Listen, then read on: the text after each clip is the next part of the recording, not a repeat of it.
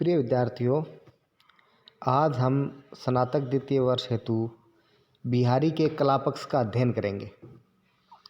हमने बिहारी का जीवन परिचय और बिहारी का भाव पक्ष दोनों देख लिए हैं। अब हम देखते हैं कलागत विशिष्टताएं, अर्थात बिहारी के काव्य में जो कलागत विशेषताएं हैं वो कौन कौन सी हैं। बिहारी के कलागत वैशिष्ट्य का मूल्यांकन भाषा, अलंकार, कल्पना की समार शक्ति, सामासिकता, उक्ति व चित्रे, काव्य का रूप, काव्य गुण और शैली आदि शीर्षकों के आधार पर किया जा सकता है। सबसे पहले हम देखते हैं बिहारी की काव्य भाषा। यद्यपि हमें मोटे रूप से ज्ञात है कि बिहारी का काव्य ब्रज भाषा में लिखा गया था, लेकिन केवल ब्रज भाषा ही उनमें नहीं थी, उसकी भाषा अनेक रूपा थी, जिसका वर्णन हम यहाँ करते हैं।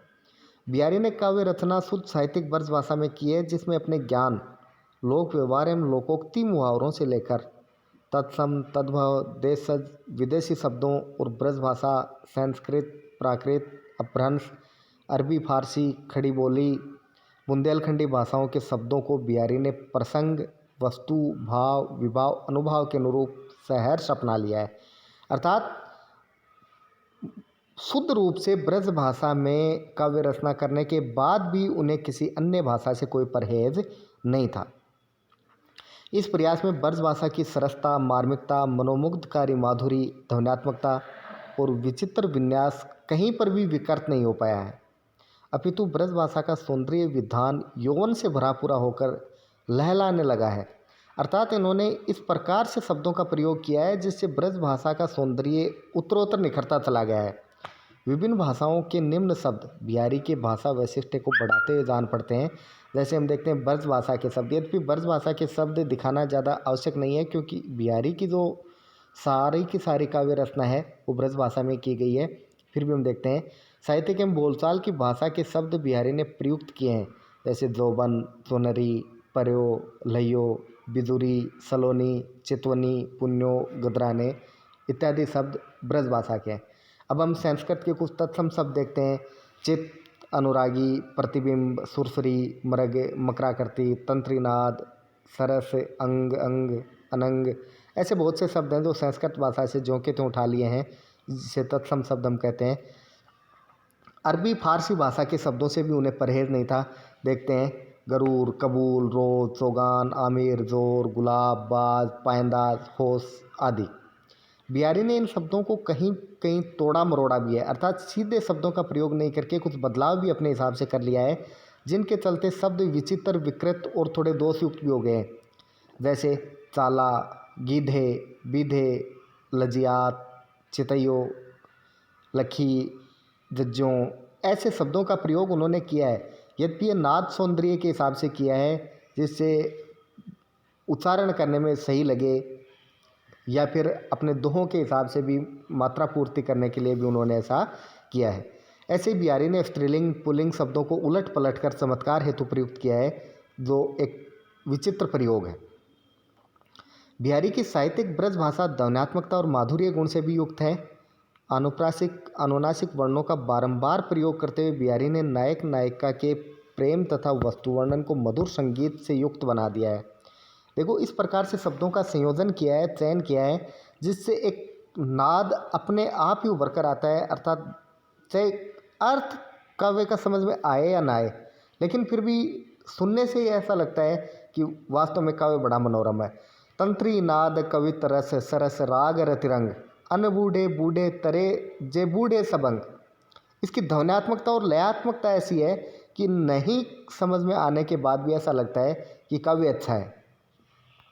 दूसरा देखते हैं रुणित भृंग घंटावली, झरती दान मधुनीर, मंद मंद आवत चलो कुंजर कुंज समीर। अर्थात इसकी लयात्मकता है वो वास्तव में अति सुंदर है। बिहारी इस भाषा का मूल्यांकन करते हुए, अर्थात बिहारी पर बहुत सी टीकाएँ लिखी जा चुकी हैं। उसमें से डॉक्टर विभूराम मिश्र हैं, उन्होंने अपने रीति काव्य में लिखा है कि ब्रज भाषा पर बिहारी का असाधारण अधिकार था। उनको शब्द और वर्ण के स्वभाव की परख थी। शब्द और वर्ण उनके दोहों में नगों के समान जड़े हुए हैं और रत्नों की आभा बिखेरते हैं।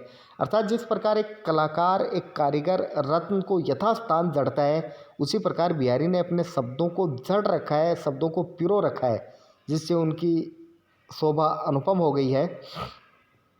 शब्द को मांझने, चमकाने, मोड़ने और संवारने की कला में बिहारी सिद्धहस्त हैं। उनकी रचना में ब्रजभाषा अपनी प्रौढ़ता और भाव संपन्नता में इठलाती हुई चलती है। वह लय और गति, संगीत और नर्तन की विशेषताओं से युक्त है। उनकी भाषा प्रांजल, प्रौढ़, मधुर और सरस है। अर्थात ऐसा उन्होंने कहा है कि भाषा पर जैसा अधिकार बिहारी का है, वैसा अन्य किसी का ब्रजभाषा पर नहीं है। अब देखते हैं कल्पना की समार शक्ति और सामासिकता। इसके बारे में कहा भी गया है कि सतसैया के दोहरे जो नाविक के तीर, देखन में छोटे लगे घाव करे गंभीर। अर्थात जो बिहारी सतसई के दोहे हैं वो दिखने में बड़े छोटे लगते हैं, लेकिन उनका अर्थ है वो गंभीर होता है। अर्थात उसका जो प्रभाव है वो बहुत ज़्यादा होता है। कल्पना की समार शक्ति और समासिकता से युक्त बिहारी के दोहे छोटे होने पर भी उक्ति व चित्रे और अर्थ गांभीर्य में गागर में सागर भरने वाले हैं। अर्थात थोड़े से शब्दों में उन्होंने बहुत अच्छी और मार्मिक बातें कही हैं। बिहारी ने मधुर कल्पना के माध्यम से सामासिक पदों का निर्माण किया है और उनमें बड़े बड़े सांग रूपकों, क्रिया व्यापारों, ऐतिहासिक, धार्मिक, राजनीतिक प्रसंगों और विरोधजन्य अर्थों का समावेश किया है। राधा कृष्ण के प्रेम संबंधी क्रिया व्यापार की रास लीला में बिहारी की कल्पना और समाज शक्ति देखते बनती है। बतरफ लालच लाल की मुरलीधरी लुकाए, सोह करे भुवन हसे देन कहे नट जाए। ये हम पहले भी पढ़ चुके हैं कि गोपियां हैं वो श्री कृष्ण से बात करना चाहती हैं, इसलिए वो उसकी मुरली को छिपा लेती हैं। जब वो उससे अपनी मुरली मांगते हैं तो वो सौगंध खाती हैं कि हमने मुरली आपकी ली नहीं, लेकिन साथ ही साथ भौं से वो हंसती भी जाती हैं, लेकिन जब देने के लिए कहते हैं तो मना कर देती हैं। और ऐसे ही नायक नायिका भरी सभा में 20 गुरुजनों और मात्र पित्र को अपनी संकेत भरी वाणी से धत्ता बताकर प्रेम आलाप करते हैं, और वह भी एक शब्द से बने एक वाक्य में। कहत नटत रीजत खीजत मिलत खिलत लजियात, भरे भवन में करत है नैनन ही सो बात। ऐसा उक्ति व चित्रे बिरले ही कवियों में दिखाई देता है जैसा बिहारी में है। अब हम देखते हैं अलंकार विधान, अर्थात बिहारी ने कौन कौन से अलंकारों का प्रयोग किया है। बिहारी ने अलंकारों का प्रयोग अर्थ गांभीर्य लाने, चमत्कार प्रदर्शन, भाव प्रेषणीयता लाने और भिन्न भिन्न ढंग से बात को कहने के लिए किया है। अर्थात अलग अलग अलंकारों का प्रयोग इन्होंने किया है, क्योंकि अलंकार वर्णन की भिन्न भिन्न प्रणालियाँ हैं, कहने के खास खास ढंग हैं। बिहारी ने सादृश्य मूलक, संभावना मूलक, चमत्कार मूलक और अतिशय मूलक अलंकारों का विधान बड़ी तर्कवेदी सूक्ष्म दृष्टि से किया है। चमत्कार प्रदर्शन और उक्ति व चित्रे के चलते बिहारी सतसई रीतिकाल का सिरमौर ग्रंथ बन पाई है। व्यतिरेक, उपमा, रूपक, उत्प्रेक्षा, यमक, विरोधाभास, असंगति, अतिशयोक्ति, उदाहरण, अन्योक्ति आदि अलंकार बिहारी के काव्य में चार चांद लगाते हैं। काव्य को मर्मस्पर्शी, ग्राह्य, भाव प्रसंग और प्रसंग के अनुकूल, चमत्कारजन्य और प्रेषणीय बनाते हैं। कुछ अलंकारों के उदाहरण हम देखते हैं। सबसे पहले उत्प्रेक्षा का उदाहरण हम देखते हैं। मानहु तन अच्छ छवि स्वच्छ राखी बेकाज, द्रग पग पौंछन को रखे भूषण पायंदाज। अर्थात इसमें एक चीज़ में दूसरी चीज़ की संभावना बताई गई है, इसलिए यहाँ पर उत्प्रेक्षा अलंकार है। विरोधाभास का उदाहरण हम देखते हैं। या अनुरागी चित्त की गति समझे नहीं कोई, ज्यों ज्यों बूढ़े श्याम रंग त्यों त्यों उज्ज्वल हो। यहाँ पर देखने में विरोध का आभास हो रहा है, लेकिन वास्तव में यहाँ पर विरोध है नहीं। जब विरोध का हमें आभास होता है, सामान्य रूप से ऐसा लगता है, क्योंकि इसमें कहा गया है कि जो जो बूढ़े श्याम रंग की, जैसे जैसे हम काले रंग में डूबते हैं वैसे वैसे उज्ज्वल होते जाते हैं। ये दिखने में विरोध वाली सी बात लग रही है, लेकिन वास्तव में विरोध है नहीं, क्योंकि श्याम का मतलब यहाँ कृष्ण है। कृष्ण की भक्ति में व्यक्ति जैसे जैसे डूबता जाएगा वैसे वैसे वो उज्ज्वल होता जाएगा, ये सत्य है। इसलिए यहाँ पर सामान्य रूप से देखने पर विरोध का आभास होता है, इसलिए विरोधाभास अलंकार है। यमक अलंकार ये बिहारी का सबसे प्रसिद्ध उदाहरण है कि कनक कनकते सो गुनी मादकता अधिकाय, व खाए बोराय जग व पाए बोराय। यहाँ पर यमक अलंकार है क्योंकि कनक शब्द दो बार प्रयुक्त हुआ है और दोनों ही बार इसका अर्थ अलग है। दृष्टांत का उदाहरण देखो। नर की अरु नल नीर की गति एक एक रिजोई, जे तो नीचो वह चले ते तो ऊंचो होई। अर्थात यहाँ पर मनुष्य और नल का नीर दोनों की तुलना की गई है, दोनों को दृष्टांत के माध्यम से समझाया गया है, एक बात के माध्यम से दूसरी बात को समझाने की कोशिश की गई है, इसलिए यहाँ पर दृष्टांत अलंकार है। अन्योक्ति का उदाहरण आपने पहले पढ़ाई है, नहीं पराग नहीं मधुर मधु नहीं विकास ही काल, अली कली सो बंध्यो आगे कौन हवाल। क्योंकि उसमें एक बात के माध्यम से दूसरी बात कहने का प्रयास किया गया है, अर्थात वास्तविक रूप से जो बात कहनी होती है वो नहीं कही गई है, बाकी संकेत के माध्यम से समझाया गया है। असंगति अलंकार।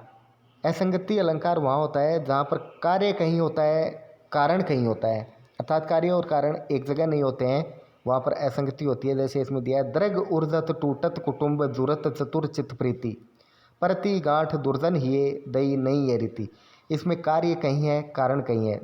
उलटते द्रग हैं और टूटते कुटुंब है, टूटते कुटुंब हैं और चतुर चित्तों में प्रीति जुड़ जाती है, प्रीति जुड़ती है तो दुर्जनों के हृदय में गांठ पड़ जाती है, ऐसी ये नई रीति है। अर्थात इसमें कारण कहीं है और कार्य कहीं और ही हो रहा है, इसलिए इसमें असंगति अलंकार है। अतिशोक्ति का उदाहरण देखिए, आड़े दे आले वसन जाड़े की राती, साहस करके स्नेह बस सखी सब ढिंग जाती। अर्थात इसमें जो कार्य असंभव सा प्रतीत होता है वहाँ पर अतिशोक्ति अलंकार माना जाता है। यहाँ पर यह असंभव ही है कि जाड़े के दिनों में भी विरह के कारण नायिका का शरीर इस कदर तप रहा है कि कोई उसके समीप नहीं जा रहा, तो ये अतिशयोक्ति अलंकार है। बिहारी का ये अलंकारिक चमत्कारपूर्ण विधान उनके काव्य वर्णन करने की विविध शैलियों को दर्शाता है। कल्पना की ऊंची उड़ान और सामासिक शैली में बिहारी रीतिकाल के सभी कवियों को बहुत पीछे छोड़ आए हैं।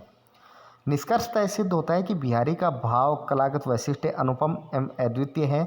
रीतिकालीन काव्य की प्रवृत्तियाँ राज्याश्रय में काव्य रचना, श्रृंगार का नक्सिक सौंदर्य विधान, संयोग वियोग के कामुक और विलासी क्रिया, व्यापार भरे चित्तर, नायिका भेद को महत्व, भक्ति नीति का वर्णन, प्रकृति का आलंबन उद्दीपन व मानवीकरण रूप में चित्रण, अलंकारों का चमत्कारिक प्रयोग, सामासिक कल्पना से युक्त पदावली, विविध भाषाओं के शब्दों में सजी साहित्यिक ब्रज भाषा आदि का बिहारी ने सफलतापूर्वक समावेश किया है। नक्सिक सौंदर्य चित्रण, नायिका भेद वर्णन एवं अलंकारों का चमत्कार मूलक प्रयोग करके जहाँ बिहारी रीति सिद्ध होते हुए भी रीतिबद्ध कवि आचार्यों के समक्ष खड़े दिखाई देते हैं, वहीं स्वतंत्र रूप से श्रृंगार के संयोग वियोगजन्य भाव चित्रण, प्रकृति भक्ति नीति का वर्णन दोहे जैसे छोटे छंद में स्वतंत्रता पूर्वक करके अपने काव्य में पूर्व पर निरपेक्ष संबंध का निर्वाह करते हैं। इस प्रकार निसंदेह बिहारी रीतिकाल के प्रतिनिधि कवि सिद्ध होते हैं। धन्यवाद।